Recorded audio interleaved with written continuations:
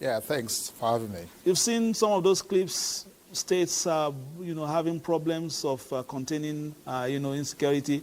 How have you been able to quell insecurity ascribed to activities of cultists in your state in recent time? Yeah, I think it's important to note that in Bayelsa State, crime fighting isn't the responsibility of just conventional security agencies. It's about the people. In Bayelsa State, the people have been able to show ownership and responsibility by ensuring that sanctity of life is a responsibility of all persons.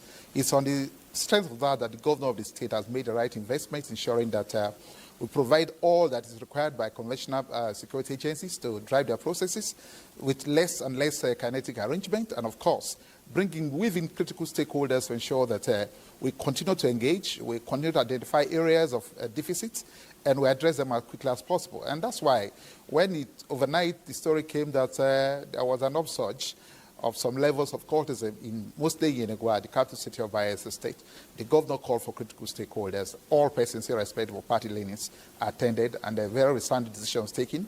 And within 48 hours, the situation was overturned and the status for a peaceful state was reenacted, and that is what we have in Bayelsa State today. All right, let's look at some key issues. Apart from all these clashes and all, your own terrain is unique. We have the issue of militancy, we have issue of sea piracy, we have issue of kidnapping, pipeline vandalization and threats of vandalization. How have you been able to stem that tide? It is, of course, a new reality that in Bayelsa State we don't have any issue of sea piracy anymore. We don't also have any discussion about critical-terrorist activities, including militancy. We don't also have anything to do with pipeline vandalization. All this one alludes to the fact that Bayelsa State today is largely Christian, the most peaceful state in the country. It is not coming from the blues. It's out of investment, out of good leadership, good governance, by ensuring that, look, every person becomes part of the cake cooking, so that we bake the cake and we share it together. And we don't play politics with matters of crime fighting.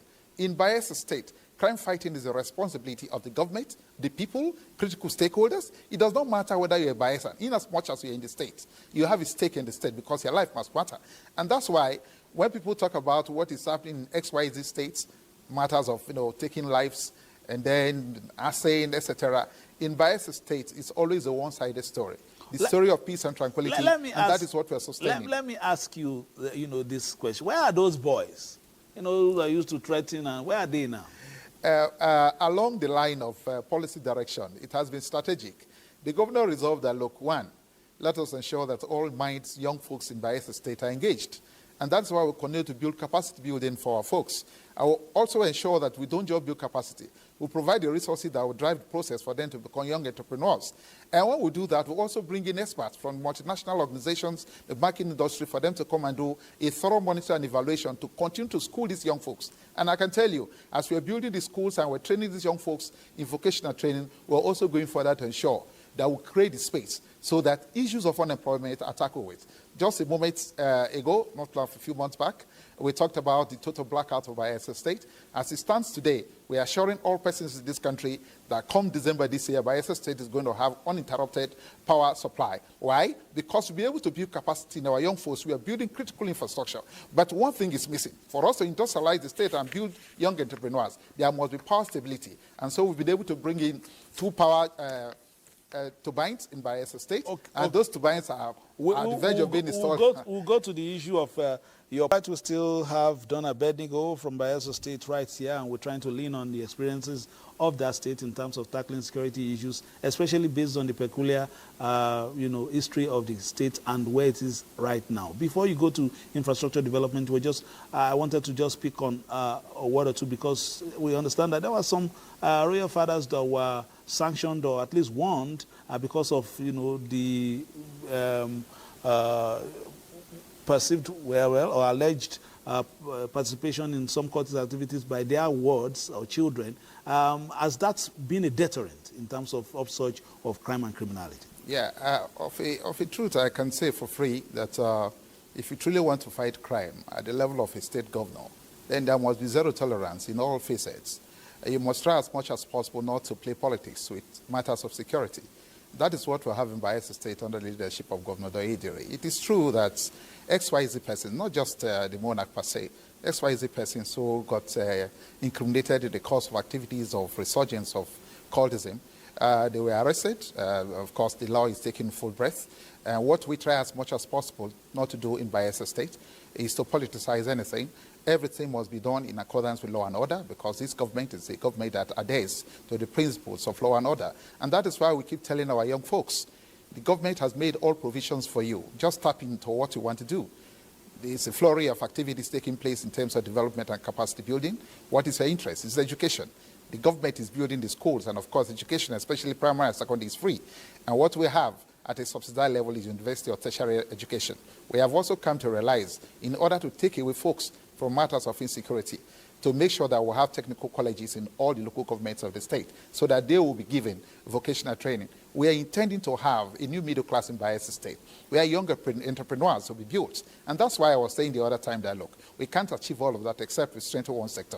And that's why I continue to give kudos to the federal government under the leadership of President Tinubu by ensuring that they remove that exclusiveness of matters of power generation in the country so that the state can key in. And so for us as a state, we are working towards having 24 hours power generation so that we will see a new lease of life for industrialization and power bringing in our states. All right, your terrain is particularly challenging, especially when you look at the riverine areas. But have you been able to capture the imagination of the folks there with development? Because it's easy to get to Yenegua, we see all those things. But when we get to the brass and the nimbus of this world, are they also enjoying all this? We're trying as much as possible not to entice folks, from our rural communities coming to Yenegua to look for greener pastures. And that's why we're saying, under this government of no one left behind, we're trying to build roads, build critical infrastructure, connect the forgotten people of Bayelsa State with roads and bridges, so that the schools that they will want to come to Yenegua, because they are there already. The security they are hearing is there already. Everything they want, the young, small businesses they want to open, small and medium scales, they can be gotten there. We continue to build roads. We continue to build bridges. And we understand that, look, in order to dance away from the side of activities like crime and criminality, when we have roads, then we'll make it safer.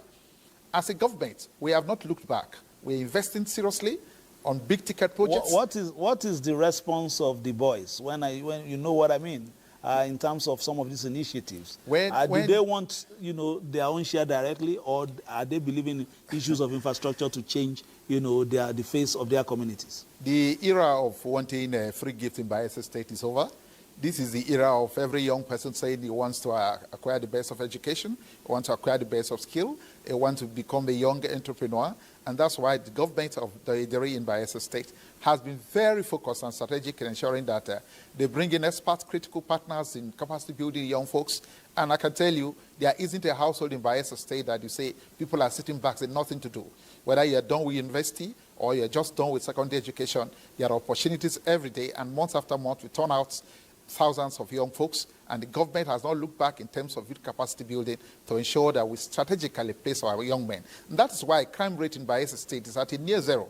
The reason is because every person is engaged. When you try as much as possible not to make crime attractive by providing job opportunities and spaces for people to tap in, what you see is a positive response. And when you ask, how are they responding? The response is very positive. And that's why I'm using this moment to call on all other sub-nationals in the country to tour the Bayelsa experience, because idle man's, they say, the devil's workshop. In Bayelsa State, there is no space for idleness. Everyone is looking at these opportunities and staring them in the face. Of course, you are a spokesperson. Everything sounds so nice. I'm almost thinking that the place is even better than New York. The way, some places, Manhattan, as you're speaking. But let's say something critical. Of course, it's an unfortunate commentary, but some unfortunate things in some climes can become a fortunate thing in your climb. There are some threats in the Middle East at the moment, meaning that a lot of countries may be looking towards our own oil to perhaps solve things, especially as we have seen in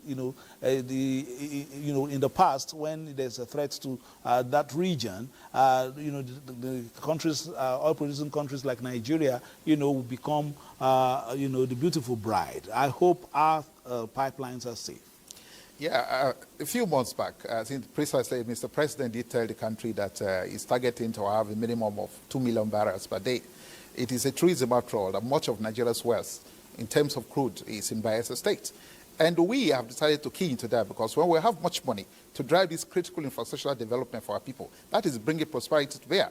As a government, we are doing everything we can to ensure that no one engages in acts that will threaten critical facets or assets of government. Look, in Bayelsa State, if you ask critical stakeholders in terms of security merchandising, they will tell you pipeline vandalization does not happen in Bayelsa at all. Like I did say a moment ago, critical-terrorist activities like kidnapping of expatriates and kidnapping of Nigerians themselves does not happen in Bayelsa anymore. The reason is because we are very focused. We want to partner and collaborate with government and institutions and agencies of government to ensure that issues of crime and criminality are not existing in Bayelsa State. We are not saying it's total, because the construction of the human mind, sometimes little vices can still erupt once in a while. But do we have the capacity to tame all of that? Yes, and that is why a moment ago when we talked about that there was a rearing of cultism in Bayelsa State, the state capital. It didn't take 48 hours for the state and critical stakeholders to ensure that with zero kinetic arrangement, we get that one tamed and put in the cupboard for a safe and better Bayelsa State. All right, Dr. Don Abednego, Evarada Don Abednego, technical advisor on communication strategy to Governor Bayelsa State. Many thanks for coming on the show.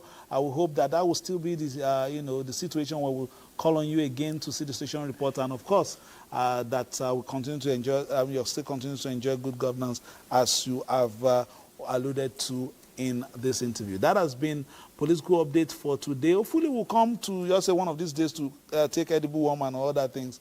But for now, between now and then, play your politics for the greater good and keep it locked on the Nigerian Television Authority for news, reviews, previews, and interviews. Have a nice weekend.